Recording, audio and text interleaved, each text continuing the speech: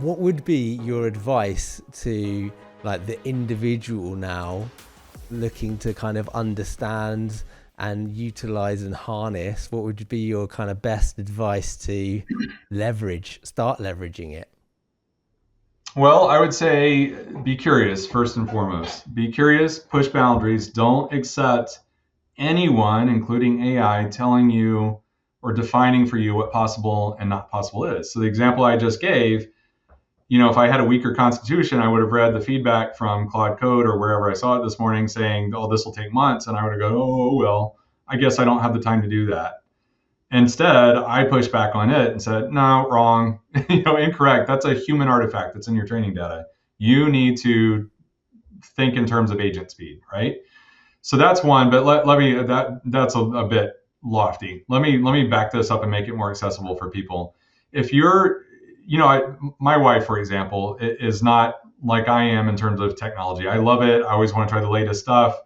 She is a little, just doesn't really enter into the equation. But I think it was maybe a few months ago, she was trying to plan a vacation for her family or something like that. And I was like, why don't you just use Claude? This will be so much easier. And so she's like, all right, fine. She installs it and now she uses it every day. She loves it. She's like, it's open the door and she's on a free account, right?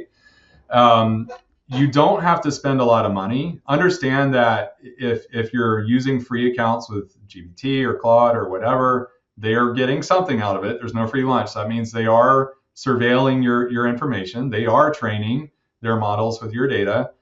Maybe that's not a real problem. Google's been doing that for eons, right? We're all used to it to some level. If you have ideas and stuff that you want to keep private, pay the $10 per month. I am a different case. I'm a different scenario. I'm probably spending a few thousand a month on agentic AI. That's not obviously something just anybody can do, but that is my business, right? So it's a business expense. It makes more sense for me. If you're a consultant, if you're a freelancer, if you're just somebody who's got a little bit of disposable income and you can forego the cappuccino at Starbucks every day and instead invest in agentic AI, I really actually do want to finish this thought because I think it's important. Think about it like this, Simon. The celebrities that you know of, let's go there first because that's a simple example. We watch a movie and you see Tom Cruise or you see whoever and you're like, man, that guy looks good and he's whatever he is. I mean, you're a cold plunge guy, right? You do these health things, but you think about like, oh shucks, why don't I look like that? And I'm younger than he is, but it's because he's got a stylist and a dietitian and a trainer and a publicist that helps him polish everything he says, and they got all these experts around them. And Scientology. Well, there's that thing. We won't. This is out of scope for the conversation, right? But then you move that, you parlay over into business, and these successful CEOs, none of them are successful in a vacuum, right? They've got armies of people. A CEO's job is to have vision and strategy and ideas, but they have a team of people making that possible, shooting down the bad ones, doing the deep analysis. Hey, I have this idea pop in my head for breakfast. Go get me a report by tomorrow. And that could be 2 or 3 people, or it could be 100, in the bigger organizations.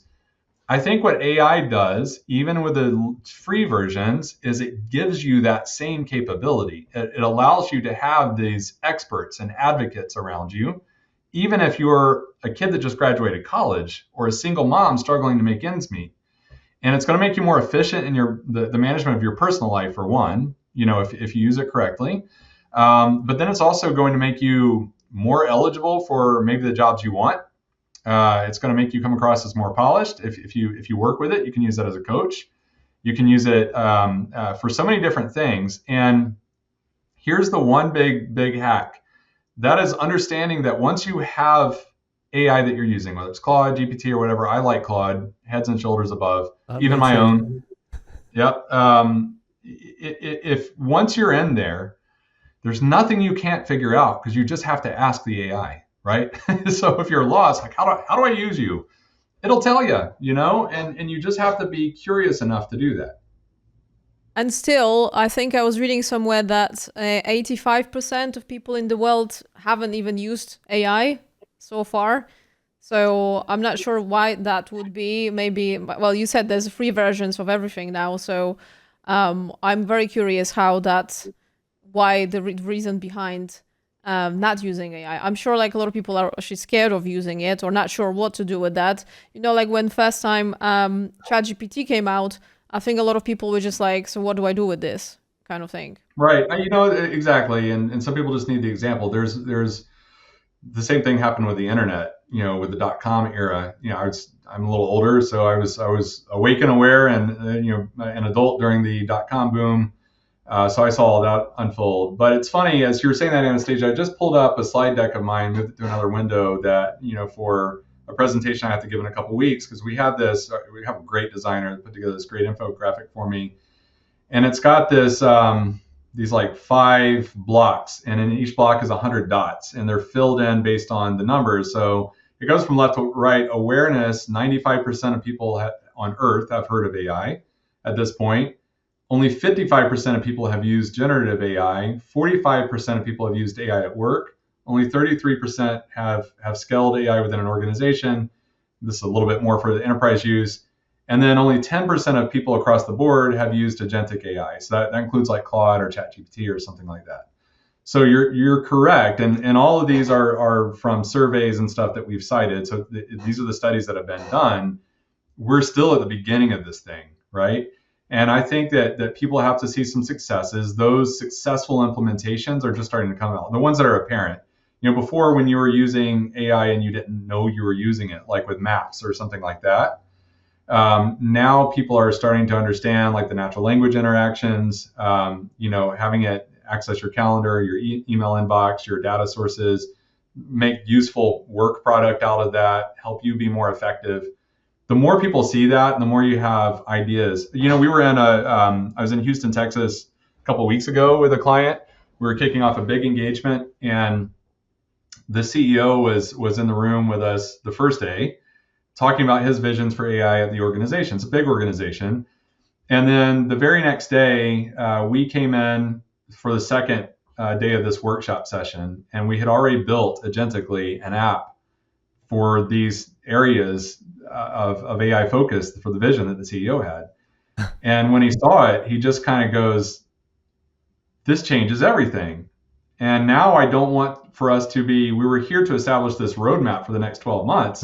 Now I just want us to scrum, get you guys in the room, get, Polyrific's people in the room with us once a month if we can, for ideas and then rapid iteration. And then the floodgates open, and the ideas, I think the guy spent an hour, we recorded everything, just idea after idea after idea after idea. It just takes people seeing it in the first case. And then I think we're going to see an exponential explosion of adoption.